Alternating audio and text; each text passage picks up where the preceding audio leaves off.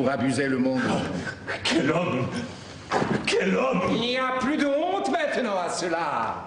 L'hypocrisie est un vice à la mode.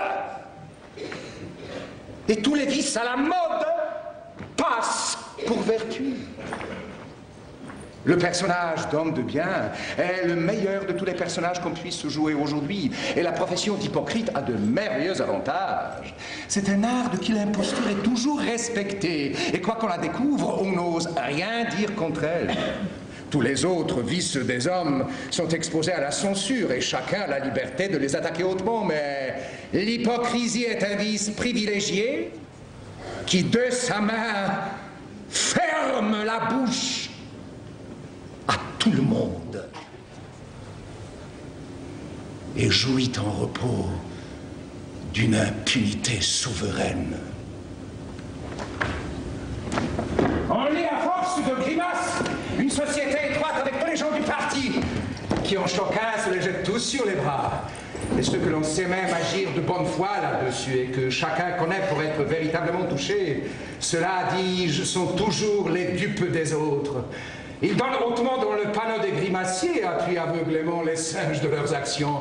Combien crois-tu que j'en connaisse qui, par ce stratagème, ont ravi adroitement les désordres de leur jeunesse, qui se sont fait un bouclier du manteau de la religion et, sous cet habit respecté, ont la permission d'être les plus méchants hommes du monde?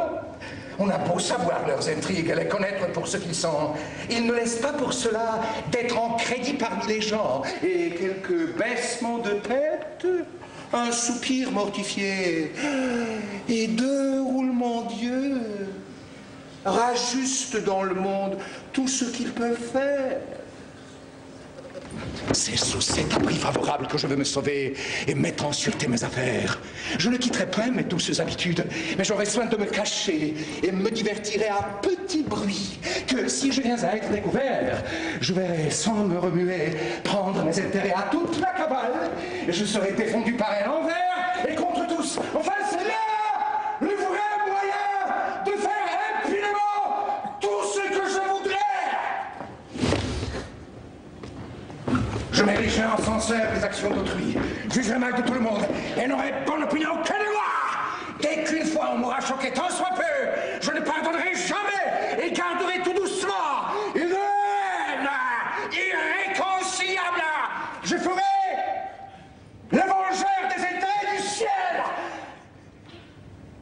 Et sous ce prétexte commode, je pousserai mes ennemis, je les accuserai d'impiété et saurai déchaîner contre eux des élèves indiscrets qui, sans connaissance de cause, crieront en public contre eux, qui les accableront d'injures et les donneront hautement de leur autorité privée.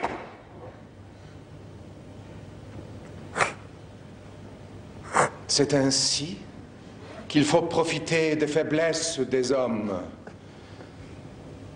et qu'un sage esprit s'accommode aux vices